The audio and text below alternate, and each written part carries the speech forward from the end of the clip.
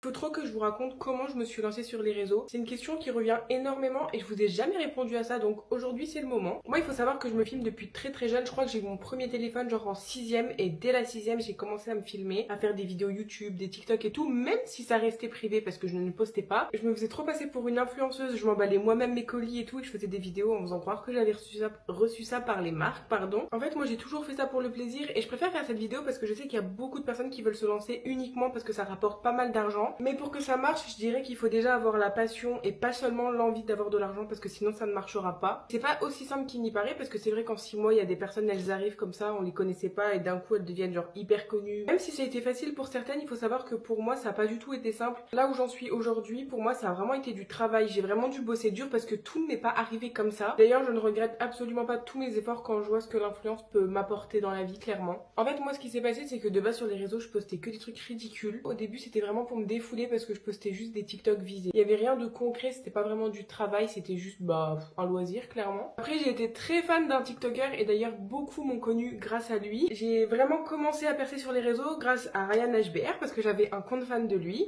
C'est hyper gênant de dire ça maintenant, genre vraiment. Avec ce compte là j'avais eu quand même pas mal de visibilité mais bon à un moment donné forcément je m'en suis lassée. Ce qui a fait que tout s'est arrêté aussi c'est parce que du coup Ryan il s'était fait bannir son compte. Donc il était absent de partout et forcément quand tu vois plus une personne tu t'en détaches, ça paraît tellement logique. Enfin bref, après ça, du coup, je me suis dit que j'allais supprimer toutes mes vidéos et repartir sur de nouvelles bases. Et du coup, c'est à partir de ce moment-là que je me suis lancée dans le make-up. Et là, ça a été très compliqué. On voit pas mal de micro-influenceurs dire regardez, je reçois ça, mais c'est super compliqué en fait d'être contacté par les marques, même si on dirait pas. Je reçois pas mal de choses par les marques et ça, j'en serais tellement reconnaissante, mais il faut pas croire que c'est super facile. Et en tout cas, s'il y a une chose à faire quand vous vous lancez sur les réseaux, c'est de pas avoir peur du regard des autres. Moi, j'ai commencé à faire vraiment pas mal de vidéos quand j'étais au collège et il faut savoir que je me suis fait littéralement harceler mes 4 ans de collège. En fait, ce qui est dommage sur les réseaux, c'est qu'on montre que le bon côté des réseaux et du coup quand on se lance après on a plein de mauvaises surprises. Il faut savoir que si vous réussissez dans ce milieu vous allez forcément avoir des critiques donc il faut vraiment avoir un sacré mental, ça croyez-moi, parce que les gens sur les réseaux n'ont aucun scrupule, aucune pitié, ils peuvent très bien venir vous tailler dans vos commentaires comme en privé, ils peuvent très bien vous croiser dans la rue et vous tailler. Franchement les gens sur ça ils ont vraiment aucune pitié finalement. Du moment que ça va prendre de l'ampleur et il y aura forcément de la haine parce que les gens ont toujours quelque chose à dire de négatif. Je vous cache pas qu'il y a des périodes où il y a des haters dans mes commentaires, je sais pas trop pourquoi, même des choses qui sont arrivées par exemple il y a plus d'un an et les gens des fois me le rabâchent encore à l'heure d'aujourd'hui. En fait je crois que j'ai même pas répondu à la question comment je me suis lancée sur les réseaux. Après c'est pas compliqué hein, j'ai juste pris mon tel, je me suis filmée et voilà, genre j'ai toujours été à l'aise devant la caméra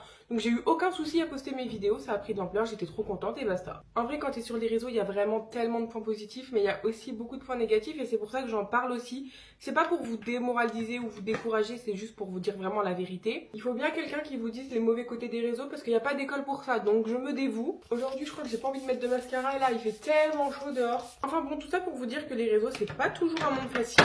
Moi c'est un monde que j'adore, je me suis grave habituée aux critiques et tout, honnêtement je m'en fiche clairement. Et puis qu'on se le dise, j'ai une communauté qui est quand même assez géniale, moi j'adore ma communauté, pour rien au monde je la changerai. Écoutez moi je pense qu'honnêtement j'ai fait le tour, si vous avez des questions sur l'influence n'hésitez pas à me les poser en commentaire, je serai trop contente de vous répondre. Sur ce moi je suis prête, je vous laisse et je vous fais un gros bisou.